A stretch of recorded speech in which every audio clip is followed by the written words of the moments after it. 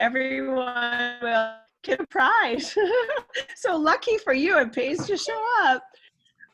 Today, this is part of our BNI CEU Nutrition. I thought it's really fun. Our Christmas holiday edition. I love the concept, the 7 principles of givers gain. It's timely, I think, for this week and fun. Obviously, there's just 5 of us, so maybe more will join us, but I just want it to be interactive.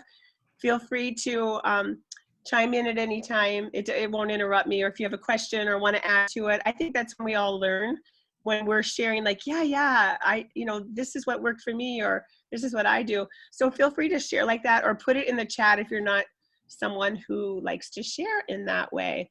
To start the fun, I said we would have a present for the most creative holiday hat, outfit, or prop. So I can't see everyone, and I don't know why that is today, but can you see, and can you pick for me who? Well, both Kaylin and Anna have hats, but Kaylin stepped it up a notch and got lights. With the lights. You did give me the idea, so thank you. Okay. Well, you know what? I'm gonna give them both a prize, and they're pretty awesome. This is one of my favorite gifts I gave for friends this year. So you're each gonna get a Koolybarra. Can you see it? No. You got your virtual background on, so it's edited. Oh, shoot. Okay. All right. Well, it's a Koolybarra by UGG blanket. So you'll each get one of those. I'll try to deliver it to you maybe today. We'll text afterwards. So one is blue and one's green. If you have a preference, text me. So just a little That's fun legit. thing. Yeah, that is a really nice prize. That's worth bringing a hat. That makes it worth I think you have to tell everybody. It pays to show up. It pays to do the prop. And since you both did it, and you guys are both awesome, you'll both get a blanket. I was only going to get one, but I was like, I can't do that now. So you both get one. So anyways, okay, quick connect, I thought, before we start. It's always fun just to get people in the groove so we can share as we go. What's your one favorite, whether it's Christmas or Kwanzaa or Hanukkah, what's your favorite holiday tradition that you enjoy? Well, my family sits on Santa's lap. It's really weird. It's all really of them? odd. Yes, every single person at Christmas, we all do a secret Santa, and Santa comes at 8 p.m. So we give him all of our presents, and the adults and the kids and the grandparents. He's a family friend. He's been doing it for 34 years. So he's been my Santa ever since I was born. Wow. That's awesome. It's weird. But That's legit. That's like a real Santa. That's yes. awesome. Ours is, I love, like, I was just doing this with my girl this week, my daughter. I love to cook in the kitchen with them, just making fun meals, and that's one of our favorite things to do for the week. We've been doing Santa tracks where I get like a boot print and we get this like spray snow. We put Santa tracks all over the house where he eats cookies and leaves. Oh, that's fun. And tracks are all over the place, and the kids they're fascinated. They want to set a Santa trap and catch them, and they never can. And it's pretty fun. So we've been able to keep that going. Caden's almost 9. So we've been keeping this going for a while. He's a Santa. He's on board with Santa still. So we're like, That's awesome. So growing up, my mom always bought us all pajamas. And so when we had Connor, we kind of continued that, and I bought pajamas. But I'm super excited for this year, and my family doesn't know. My husband's going to kill me. I bought everyone matching pajamas. And there's no way that he's going to wear them, but I'm just really excited. And I even got one for our dog that matches our family. And oh my gosh. You have to get a picture. Yeah. I'm going to try. That's awesome. We used to do that when the kids are little, but now that they're in their 20s, I think they buck that. What about you, Joe or Dawn? Mine, my husband and I, we do roll-up cookies together. I bake them, and then he frosts them, and then I decorate them. And we've been doing that since our kids left, because it was a tradition that we'd all sit down and do that together. So that's awesome. And it's his mom's recipe, and it's, if you don't make them, you get the stink eye for Christmas. That's awesome. Joe? Joe? You know, I used to have a bunch of traditions. I don't really have traditions anymore. We're just sort of doing Christmas with family, and I used to play what's it called? I Spy. You know, we'd sit in front of the lit up Christmas tree at night with all the lights off, but the tree was lit, and we would play I Spy, and it was always fun because we'd pick an ornament that you couldn't really see because the lights were out, and then we'd pick that ornament. My brother and I would dominate that game. But That's awesome. yeah, I don't know. That's Now fun. it's kind of like Christmas is. We do the gift thing, and I don't know.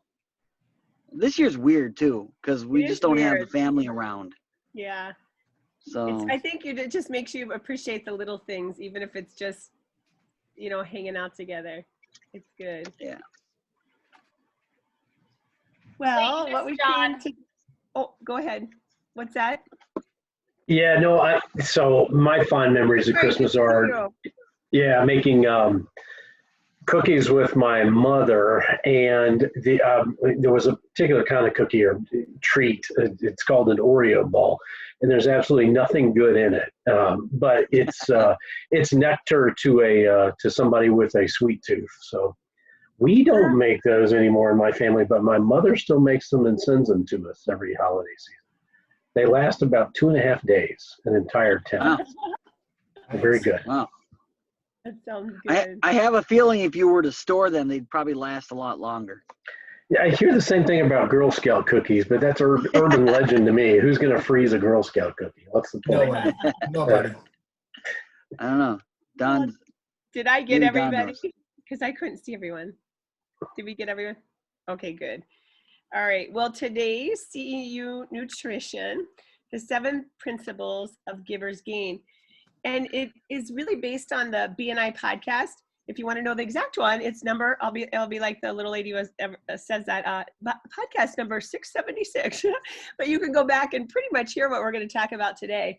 It's a great short little podcast, about 15 minutes. And then also the principles are in this book, Infinite Giving. It's written by Dr. Meisner, Greg Davies, and Julian Lewis. So I think it's a fabulous topic and really a great week for us to think about giving just as we go, into Christmas, or for those who celebrate Hanukkah, or into the new year, just to think, Giver's Gain. I like how he says it. It's more than a catchy phrase or a slogan. It's really a way to live our life. I think we have a lot of really generous givers in our BNI group, and we're really blessed by that. So that Giver's Gain is a perspective for us to really view our world and interact with our world in that way. An attitude, he talks about that, not an expectation. I kind of like to think of it like we're just giving, with an open hand to people. I'm sure you guys always have those little things you tell your kids, but I used to always tell my kids, when you give, you always have more. And I think that's true, and really a premise of the Giver's Gain. We're talking about it. Dr. Meisner said, when we apply Giver's Gain, it changes our lives, the lives of those around us. And when it impacts enough of those lives, it really starts to impact our world. And I just think about that, it starts with each of us as individuals and our group, and then the bigger impact in our community, and then the world. It's really huge. So one of the ways to remember the formula that he talks about in this, it's GG plus 7P equals IG. It's kind of funny. I'm not a math person, but it looks like a little formula. Giver's Gain plus the 7 principles is what infinite giving is all about. So without further ado, we're going to jump into those principles.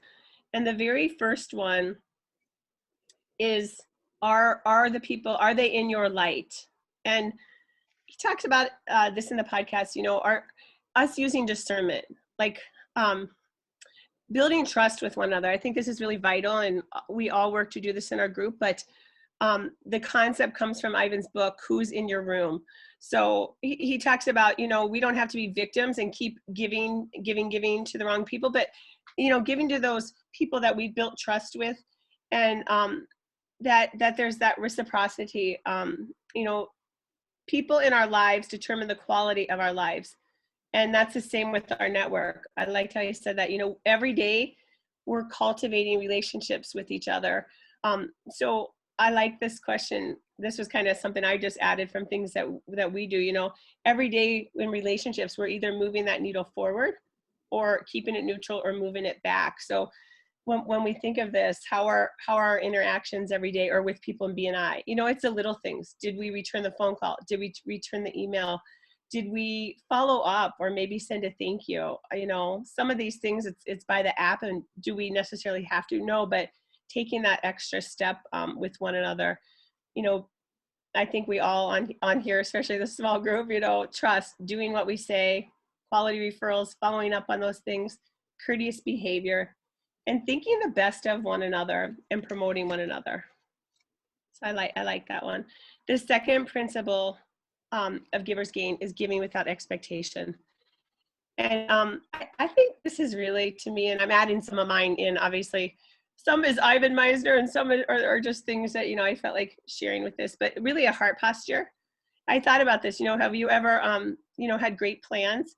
I know when I am expecting something, or like, I know we're going here and this is going to happen and I'm really excited about it, and then it doesn't happen, you feel so deflated. So he kind of talks about, you know, that are you giving just to give, and you don't have that expectation that somebody has to do it back, or that, well, if I do this, I want this. You're just freely giving. And I think when we let go of that expectation, it goes a lot better, and we have better results. So I like this quote: a gift isn't a gift if we expect something in return. That's a transaction. So really getting away from, you know, that transactional thing, like, well, I did this, so you should do this for me. No, let's just give to one another how we can, and in the ways that we each can do that for one another. And that's what he talks about. Infinite giving is really about getting away from that transaction. But what are the little things that I can, you know, say or do? And this is one of those: to give without, you know, any expectation of getting back. The third principle was giving more than is expected. And I think we all know that it's the little extras that make a big difference. Our mentor, John Maxwell, shared this, and it related to personal growth, but I think it can relate to this subject here. He said, you know, if you just think about working on something and improving 1% a week, like in your personal growth area, but think about this, even as we think of giving to one another in our group, if we just made an extra effort, 1% extra effort, that's 52% better that we'd be over the course of a year. So I don't know about you, but I'm committed to that, just that extra little step to send a thank you or to follow up. You know, I actually did this week, I had sent somebody a number that they could call. And then I thought, and it had nothing to do with this, but I thought, you know, I can be better sometimes to go that extra step. Did you get a hold of that person? You know what, here's another thing. And so just us all thinking about that, taking that extra step or going that extra mile or checking in with somebody, sending a thank you, whatever that is. We all have our own love languages, you know, and things. And we kind of learn that about one another, I think, when we're in the group, like how people like to be spoken to, you know, we do the DISC model. So how people like to be communicated to, I think we start to learn that about one another. So how can we give in meaningful ways to one another? I think about that, like, what if our chapter did that? We just all did one little extra thing a week for somebody. Obviously, it's hard to do for 55 people or however many, but if we just pick one person a week and did that, and we grew, each of us 52%, like, that's where the impact, I think, you know, really starts to happen in our group and then around us. And then people are drawn to that, aren't they? When they see, like, one of the things, I think why we've gotten some new members recently, one of the feedback was like, wow, the group's so supportive. And I think that's really special, you know, about our group. We do support one another and build each other up in business, and people feel that. And then that just makes us stronger. So giving more than is expected. The next one, give what you can afford. And he says, you know, that can seem contradictory to the last one, but it's not really that. It's really that you're filling yourself up first. So you're getting successful in your area of expertise. You're filling your cup up. Say maybe it's with time or these things. So when your cup is full and you're doing well, you have more to give to everybody else. So what can you give? What do you have to do to fill yourself up and make sure you're at your best, so then you can give to others and you're not feeling depleted. I think when our cup's full, we're now refreshed and we're excited and joyful to give to others instead of feeling drained or negative or something like that.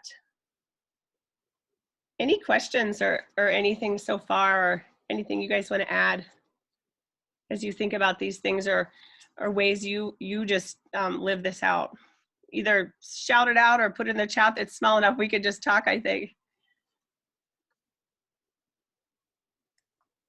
I'll just add, I really like this slide. I remember a few years back when I was early in my career and I was going to all these events, and you kind of feel the pressure to give money, and you wanted to, but I wasn't at a place to be able to do that. And somebody kind of said, it's what you can afford isn't always money. Sometimes it's time, sometimes it's skills, sometimes it's your expertise. And so being mindful of, you have more to offer than just what you might think a gift is. And so for like a Christmas gift, you might think that it means I have to go buy you something from the store, but maybe it's saying, hey, I'll spend an hour helping you on this thing because I'm really good at it and I know that you don't like doing it, or something like that. And so I think sometimes thinking outside the box with what gifts are.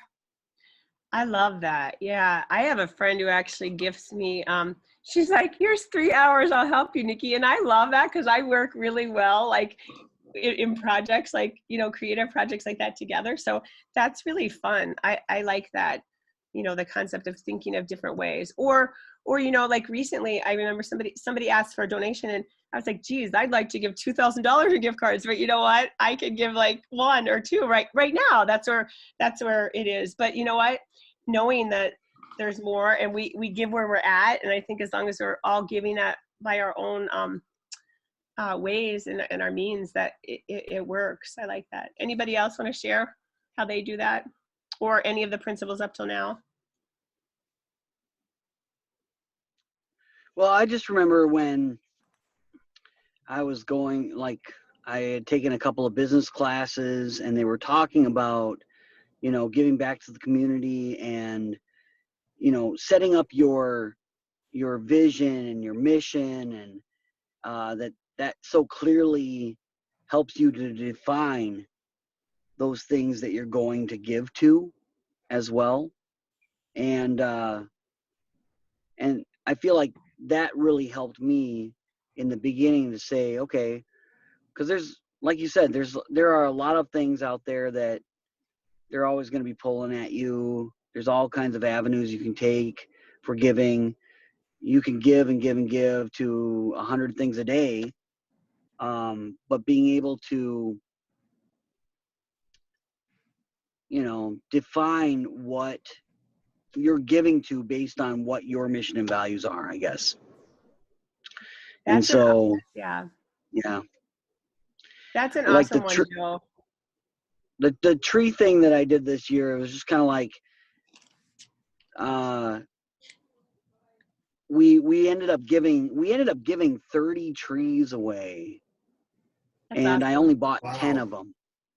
Yeah, That's and I only awesome. bought 10 of them, and Hofbauer just sort of they partnered with us, and it was one of those things where it's like, our tagline is "Let the light in." So, for me to give money to things, it's like, okay, well, are we making things brighter? Are we letting the light in through this giving, or is this just something that we're doing because somebody's asking for it? And in that case, it's like, and I've gotten, we've gotten letters back from the families that have received those things, and that Jesse Hofbauer, the owner of the tree farm, he was willing to donate anything above what we had already bought for the same cause. And it's just, it's more fulfilling because you're actually completing a mission. I don't That's know. awesome. Yeah, that's my military background speaking. I guess maybe I don't know. No, that's right on, Joe, because that's one of the first things we work with clients. Like you do your mission, vision, and values, and even I do with individual life coaching clients. And sometimes they'll kind of look like I'll get that look when I give them their 86 value cards. They're kind of like, I don't know if I want to do this. And I never force anybody, but what's really telling, everyone after they do the values loves it because it helps them to line up. I had somebody who completely changed different job, got into their dream job because they, just what you're talking about, they aligned with their values. They found the 5 things that truly define them and said, wow, this job is not in it at all for me. So the same way with that, I think that it's so relevant when you know those 3 to 5 values in your core, because we can give our time and money to a lot of things, and my personality, it's hard for me to say, no, this is where my hubby helps me. Say, Nikki, that doesn't even line up. Like, it's good, but we can say yes to a lot of good, but then we're missing out on saving for the great. So like that's awesome. You felt energized, Joe. It's aligned with your values. It's letting the light in. And then look how that was multiplied. So I think it's awesome when people get in line with their values and their mission.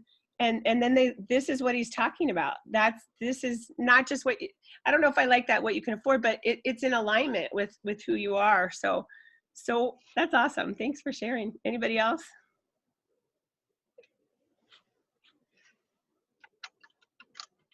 Okay. It's okay to gain. I don't know how many have a hard time. Sometimes it's hard to receive, isn't it? I think it's like more fun to give, but it's hard. But this is a big principle. If we're going to be okay to give and be the givers and to help, then we have to be okay when we're prospering and we're getting business or we're getting those referrals, and to be able to receive well. He says, it's a gift to give, but it's also that gift to receive. And we might be good givers, but we need to start to be good receivers. So, this goes back to 2, as we're building those meaningful relationships, we're vulnerable with one another. We're building trust. And over time, people trust us and they want us to prosper. Just like that, like you shared, Joe, like Jesse's like, hey, this is great. Like they wanted that to succeed and that mission. So then it's multiplied. It's not 10 trees, it's 30 trees. Like, that's awesome. Yeah. He gave syrup too for Bernard's swag bags. I kind of got in on that on a little thing to help, and what a great guy. So it's fun to see, isn't it, when everybody's using their gifts, how they're multiplied. For good. The next one, and feel free if anybody has stories along the way with any of this. The next one, staying humble. I like that saying, people who are humble, they don't think less of themselves. They just think of themselves less. So do you guys have anybody like what that comes to mind when you think of, like, you want to replicate, or who, sometimes people just come to mind. It's like, oh, they're so humble and kind. And anybody come to mind that you guys think of or is a good example?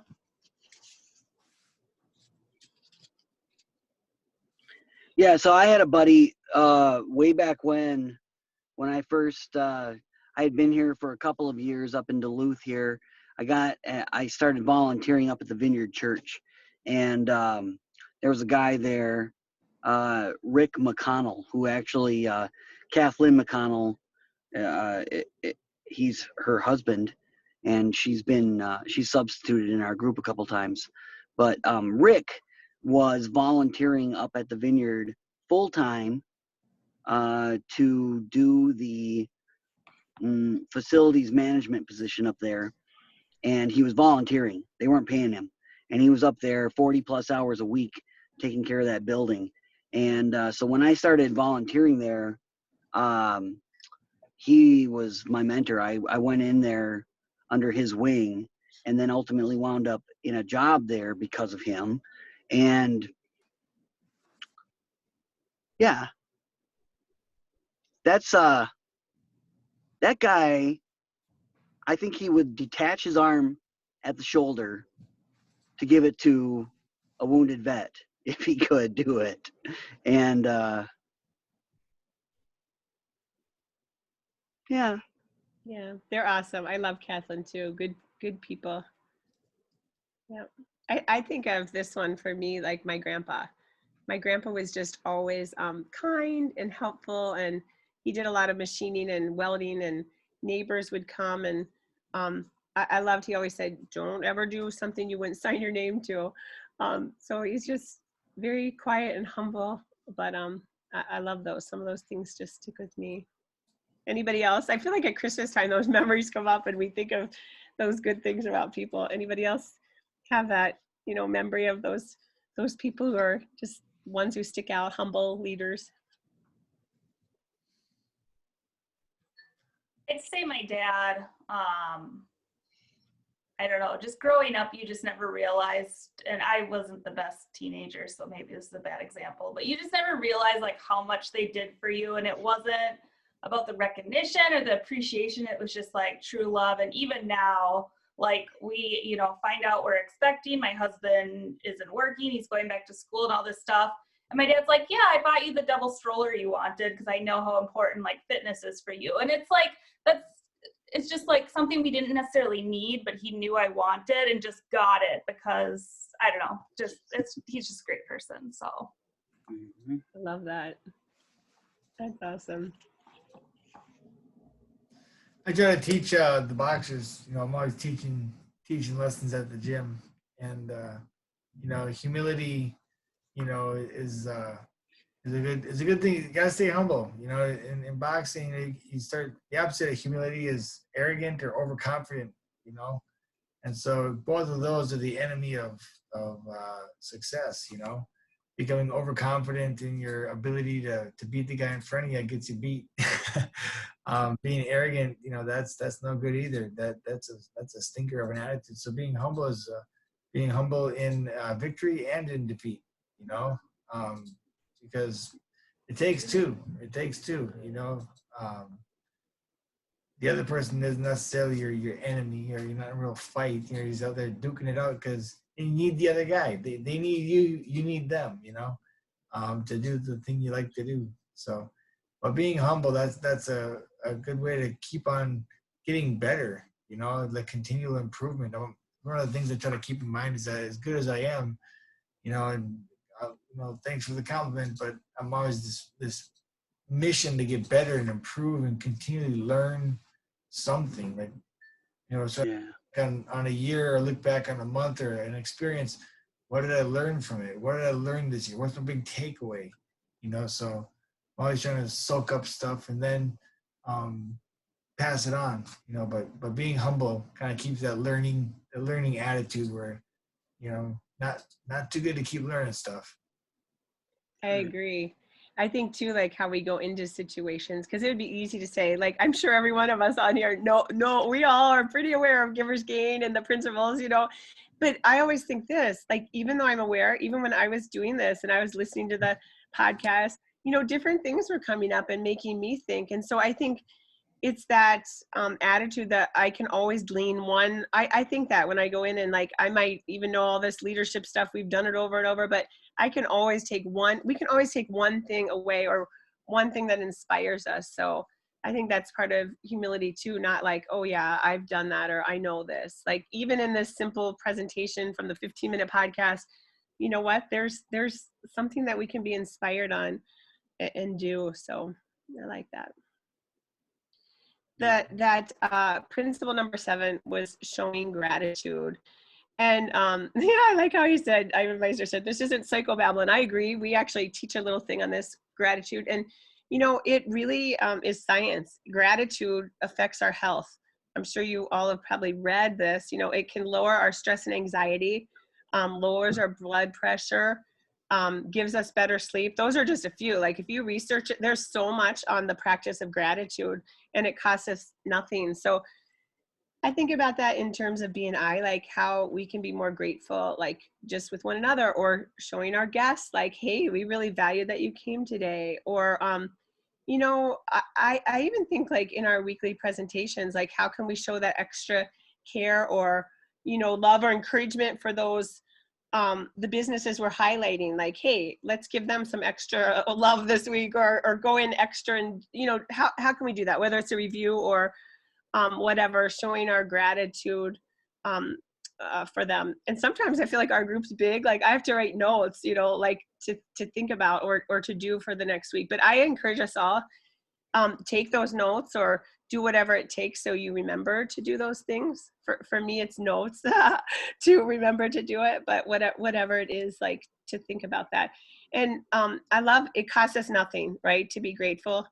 And thinking about how can I show gratitude for someone else. And I'm kind of bad about this. I'll sometimes do it how I like, but I need to also remember, you know what, maybe it's not a gift for somebody. Maybe it's like Anna was saying, like spending time with them or, you know, making another effort in a way. So really practicing it daily. And I like this thinking of it even outside of BNI. I forgot to bring the jar over and I won't go and get it. But one of the things I did wasn't original to me. I saw it on, I don't know, Pinterest or something, but I did it this last year. I took a big old mason jar and took index cards, you know, and then cut them in half. And then every day, or I didn't make it like a crazy ritual, like if I didn't miss, but on many days, I just write something we were grateful for. Like, you know, the kids were home, like during COVID, you know, I was like, okay, this was actually a blessing. Like we got to see our kids. I know that's probably not appropriate to say. I'm not dismissing that. It's sad in a lot of ways, but for us at the house, like I wouldn't have seen our kids all year. They were home. That was some of the time, you know, that was nice. So whatever that is, writing those things out. And then I'm going to on New Year's Eve, take all those out because I think sometimes we can forget all the good that happened to us throughout the year. And maybe we're in a spot now where things aren't whatever, and we forget about all those good. So I thought, isn't that fun thing to do with the kids too? Or, you know, another way, sometimes people just get up and the 3 things they're grateful for, or journaling that, whatever it is. I think if we're doing that in our own way, because everyone has to find what works for them, you know, what works for me, or doing the jar. Some people, my hubby is kind of like, you know, he wouldn't do the jar, but he likes that I do it and he'll give me something to write. But everyone has to find what works for them. And, but I do think like if we have that practice in our life in some way, that's going to, you know, be contagious to others, be contagious in BNI. And it just forms that circle, you know, we're doing good for one another and it helps our group. So. Yeah, we started doing the jar this year. Did you? A little stack of paper, and we just did funny moments or something that was significant or whatever. We just throw it in there. We've been sneaking them in there all year. It's gonna be fun. When are you gonna read them or go through them? New Year's. Yeah, that's what I thought. Yeah, it's just a good time, like a time to, you know, plan what you want to create for next year, a plan to be grateful on the year that just passed. I love that. It's something to look forward to. So, you know, summed up, those are the 7 principles of Giver's Gain. Those are really the principles they talk about that lead to the infinite giving. It's not just a way for us to get business, but a way for us to do business. I know all of you on here, I feel like you're all givers, and, you know, giving's contagious. It feels good. And it's really a powerful core value of BNI. I think life is better, you know, when we give. So I like the one thing, he shared a little story about the rock tumbler, and I thought, hey, that's a great story. You know, rock tumbler, if you put 1 rock in, okay, it's okay. But it's when there's many rocks in there, you know, and they're tumbling. So he said, you know, it's not just picking one of these, like you want to put all the 7 together and do that, because then you get something really good and shiny. And I thought, oh, that's kind of a great little analogy. So I love I have some fun prize times. It's like, reveal what's behind this door and you'll like it. But what's your one takeaway or thing that just kind of made you think something you might do or something you're grateful about, whatever that is? One thing, if everybody would share. I like giving a little bit more than expected. That's something that I again, back to the boxers, I do a lot of this coaching stuff. So I say get 1% better every day. Fix one thing a day.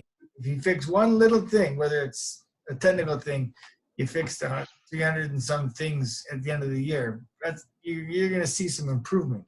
But fixing that one subtle thing a day, you don't really see it. But at the end of the year, it accumulatively grows up. So thinking about that with giving a little bit more than what is expected, you know, I definitely try to do that for our BNI members and those kinds of things, but just letting that leak out to other parts of my life. I just like that, giving more. You know, somebody comes and they expect just whatever, but I try to add more in the delivery. Somebody wants a certificate of insurance, which is really like, here you go. I'm like, hey, here's your certificate. Have an awesome day, and let me know if there's anything else I can do to help.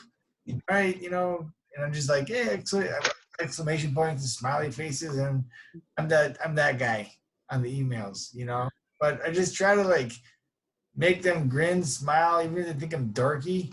I might have lifted their mood a little bit, you know.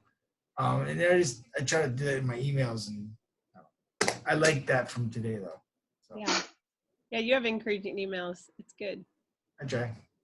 I like what you said about, and I'm gonna completely ruin this quote, but it was like, if you give a gift with expecting something that's not a gift, it's a transaction. I think I really like that, because I think sometimes even with like things like Secret Sis, or Secret Santa or whatever, like it's fun and you're excited, but sometimes you're like, ooh, what am I gonna get? And just like really being intentional about giving the gift.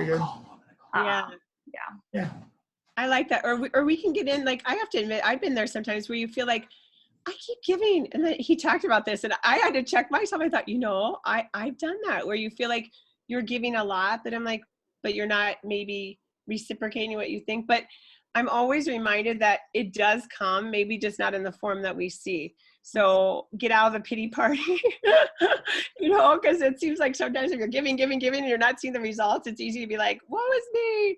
But get out of that stinking thinking, and it will come in another way. And I do truly believe that. But I like that, Anna, just remembering like to be grateful really about those things. Okay, who else? I'll say, when I think about these 7 things, individually they're all very strong. But in that rock tumbler analogy, you put it all together. If you can imagine somebody, or if you know somebody who actually pretty consistently behaves and exhibits those behaviors, that's really somebody you want to support and give business to, and a genuinely good person. And that's the power in getting multiple of those things into just the person you are and the way you behave. I think I can certainly envision the power in that, how all that comes together, business wise and personally and professionally. Agree. John or Joe, do you want to go? One thing. I think being grateful in the midst of strife is always a big thing. Just remembering the things that you're grateful for. It keeps you grounded. It gives you a reason to keep on doing it. I know from a ministry standpoint, it's really easy to get burnt out. Like you were saying, when you're constantly giving and giving, and it doesn't seem like you're getting anything in return, that there's not that reciprocation. I think people that are of that mindset that they should get something in return, where there's that entitlement, they burn out. And the ones that are able to keep on plugging away are able to stay successful even when things are hard. And so I mean, this has been a tough year, and for as hard as it's been, there's still stuff that we can be grateful for. There's still stuff that we can be grateful for. And so just remembering that, and remembering that where we are right now, somebody else is going to be, or has been, but most definitely will be.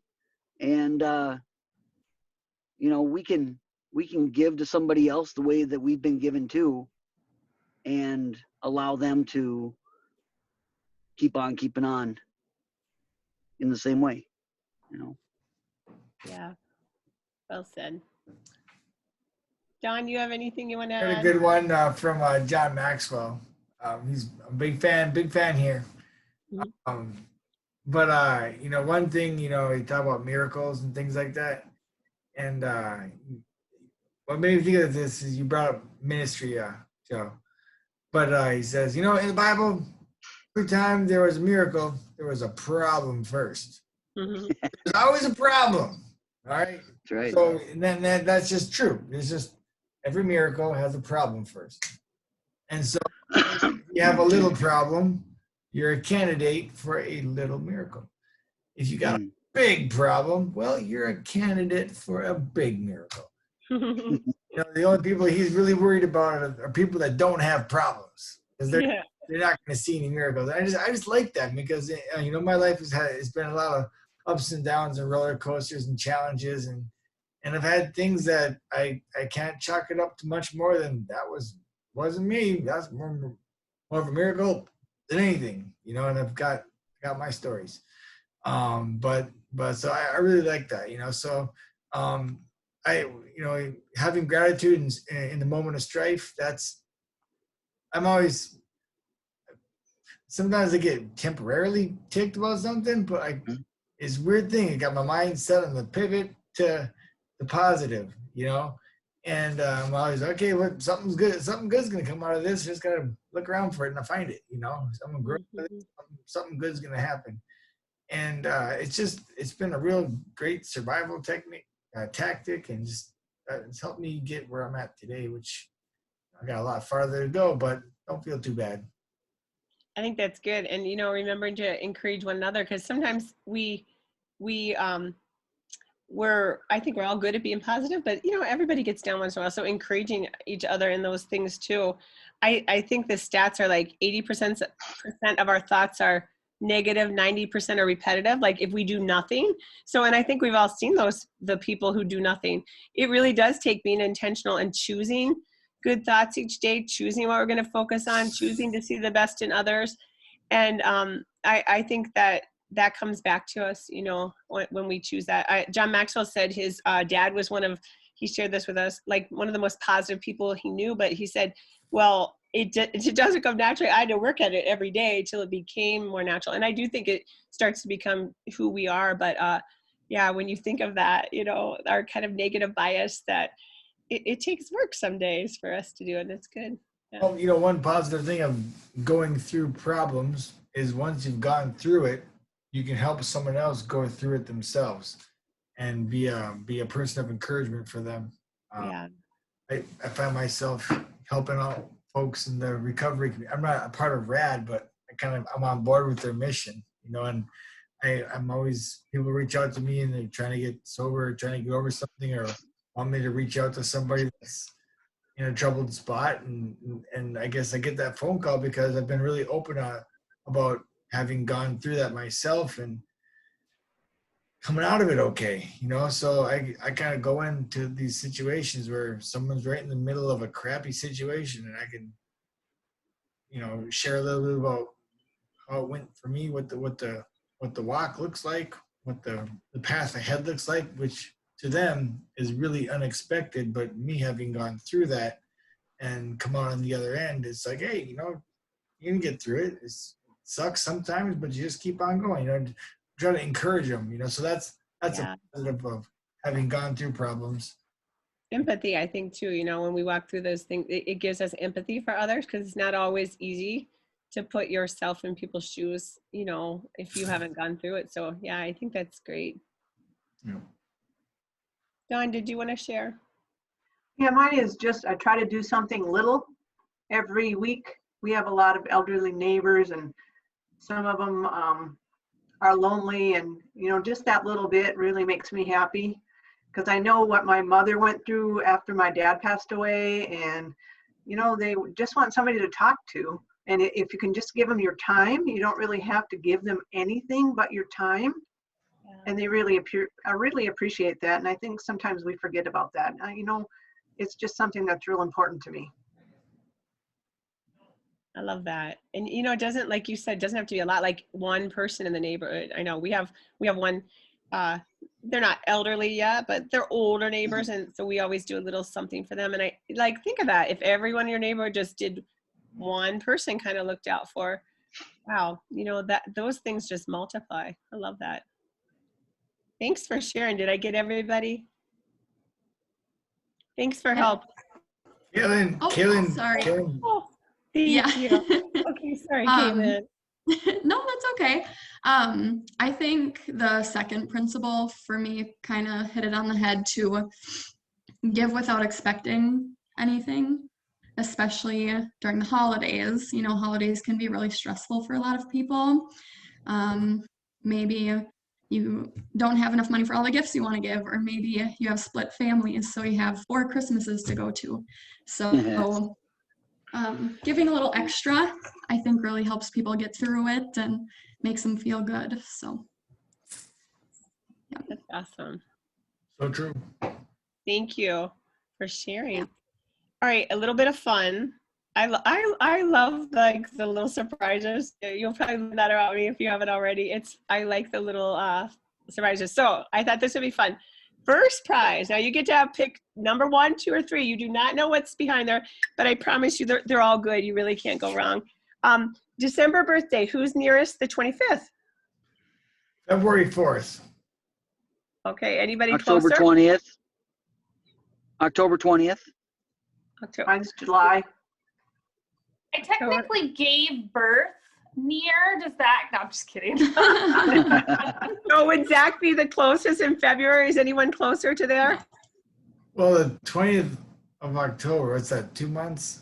We're pretty close, the two of us. We You guys- are 2 months and 3 days. 2 months and 3 days. And what's the other one? February 4.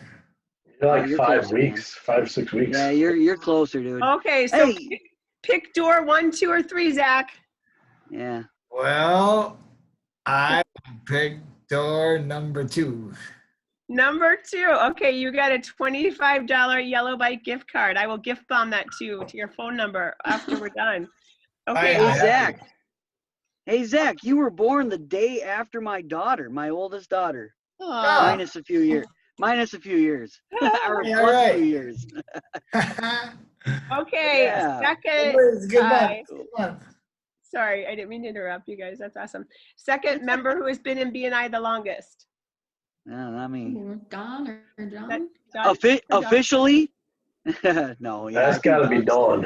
Yeah, That's 20 gotta be years. Dawn. 20. Wow, that's awesome. Okay, you get a prize. Door 1 or 3. Oh, it's got to be 1 because I'm a snowman lover. I love snowman things. Okay, well, you're going to get a copy of Infinite Giving Book and a $10 Yellow Bike gift card. Thank you. That's got nothing Yeah. to do with a snowman. No, I just thought it was fun. Hey, I stayed up late I thought, oh wait, it'll be more fun if it's at the door. So I wanted to I make am it fun not for you seeing guys. that logic. Okay. Okay, and then our newest member, I think I know who that is. Kaylin. Yeah, that's got to be Kaylin. Yeah. You scooped Yeah. up today. Good job for coming, girl. Okay, you get door number 3, and that is a 30-minute massage, which turns into 60 because remember Joseph said for 30 you get 60. So I'm writing it down so I remember to reach out to everyone. Okay, and then Thank you. who else didn't who else was in our group that didn't get John, salute to John. John? Okay, In the John. middle of my screen, he's the bull. John, you can pick between a Yellow Bike gift card or a charades game. I don't know if you could see it. I'll do the charades game. Absolutely. Okay. This actually this is hilarious. It features a giant inflatable hammer. So you can play while you're distracting your family and they have to guess. I'm gonna That's give you cool. I'm gonna give you the Yellow Bike gift card too. And then Zach, did you get a gift? I got a bike card. Oh, Anna. that's right. Okay, so everybody got a gift? Anna. Yeah, Oh, Yeah, this very is nice. so cool. Thank Okay, you. that was, it always works out. So I'm just going to end with this. If you guys, I'm going to take my screen off here 1 second, and then I'm going to take, well, maybe I can't do that, the virtual background. Can you guys see the cards? I guess Yeah, I just you're- want to remind you, Bernard's free Christmas tree pickup. If you can tell anybody, that would be awesome. I just wanted to share about that. They can call to schedule. Pickups are January 6th and 7th. And so they also get a swag bag. So I don't know, I should have taken that virtual background off, but I feel like that's always fun, but then I can't show things. So anyways, if anybody needs that postcard, text it. let me know. We can forward that to you. I'll do that for him. But that's a pretty sweet deal. Put your Christmas tree to the curb, and that's January 6th or 7th, but they need to call to schedule. So I just thought I'd share that. Thank you everyone for coming. Don't forget to get on the BNI app and add that you got your hour in. And I hope that was fun. Did you, I'd love feedback. Was that a fun way to do it, or what are your? This is awesome. We got gifts and everything. This is great. That's our special holiday edition. Everyone's Well, gonna be you know, celebrating. you do a really good job hosting these things. You're really engaging, and you pull people into the conversation. You know, like there's no way that I could sit in a corner and not talk when you're leading. So. Aw, thank you. It makes it fun when you guys share, and I think we all get inspired to hear each other's stories. I think that's where you know, the growth happens, when we're all sharing like that. So thanks for doing that. Makes it more fun. Ah. Dawn's being accosted by her kitty. Sorry. I like to listen. Somebody wants attention. Well, I'll contact you all after that to deliver your gifts.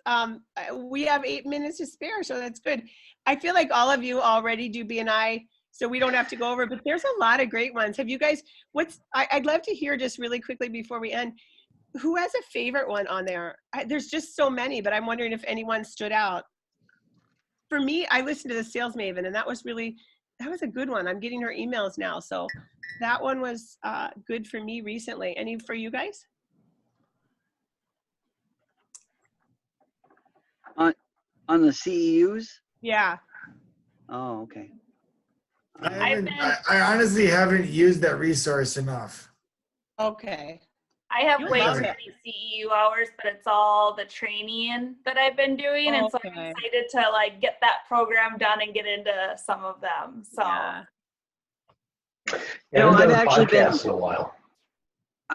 I've been engaging in the stuff that AJ assigned to me as part of the education team, which I thought was funny in the first place. When I first got the email, I kind of reached out to her and I'm like, "Are you serious?" And she's like, "Well, go ahead and check it out." But I had never checked it out, and I've actually learned a lot about stuff that I probably should have known, 2 years ago when I was the actual education coordinator. So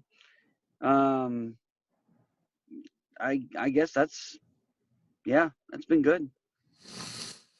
Good. All right. Well, thank you all for coming. That was really fun. I appreciate it. I hope you all have a great day. Merry Christmas and Happy New Year. And I guess we'll see each other New Year's Eve. Yep. Is that right? You bet. See you Take care. then. Good day. Yeah, Merry Christmas. Christmas. Merry Christmas.